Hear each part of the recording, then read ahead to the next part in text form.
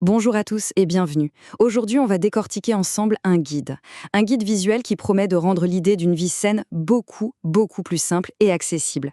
L'idée, c'est vraiment de laisser la confusion de côté et de viser la clarté. C'est la grande question, pas vrai? Comment est-ce qu'on fait pour s'y retrouver? On est bombardé d'infos sur la santé et de conseils qui se contredisent tout le temps. Franchement, c'est facile de se sentir complètement perdu.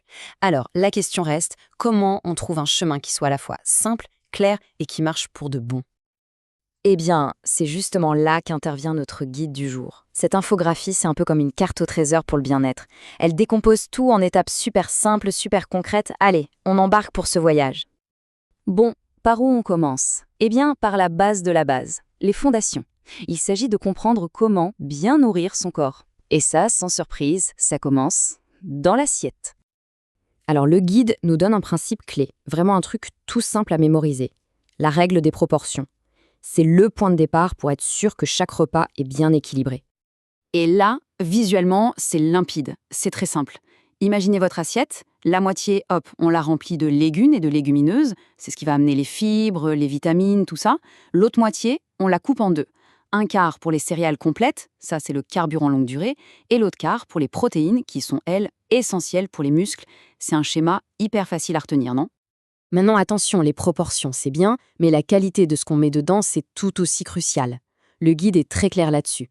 Pour les céréales, on choisit les complètes. Pour les protéines, le secret, c'est de varier. On essaie d'avoir du poisson au moins 2 fois par semaine pour les fameux bons acides gras. Et on privilégie les viandes blanches. Et puis bien sûr, la petite touche de plaisir et de vitamines, 2 portions de fruits par jour. Voilà pour l'assiette. Mais le chemin ne s'arrête pas là, bien sûr. On va voir maintenant comment d'autres habitudes de tous les jours peuvent venir compléter et même renforcer cette fondation. Alors un chiffre super important à avoir en tête, 1,5. 1,5 litre. C'est la quantité d'eau qu'on devrait boire chaque jour. Et le guide est formel là-dessus. L'eau, c'est la seule boisson qui est vraiment indispensable pour que notre corps fonctionne correctement.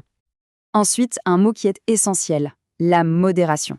L'idée ici, ce n'est pas du tout de se priver ou de tout interdire, non. C'est plutôt de trouver un juste milieu, un bon équilibre, en particulier quand il s'agit des graisses et des sucres. Ce visuel le montre parfaitement. C'est une histoire de choix simple. D'un côté, on va chercher les bonnes graisses, les graisses végétales pleines d'oméga 3, 6, 9. Pensez huile végétale, avocat, noix. Et de l'autre côté, on essaye de mettre la pédale douce sur tout ce qui est produits et boissons très sucrés. Un autre petit chiffre à noter, 2 à 3. C'est le nombre de produits laitiers recommandés par jour. Pourquoi? Tout simplement pour le calcium qui est essentiel pour avoir des os solides. Et oui, une portion de fromage, ça compte. Ok, on a parlé de ce qui entre dans le corps. Mais l'alimentation, ce n'est qu'une partie de l'équation. Pour un équilibre complet, il faut aussi que ça bouge.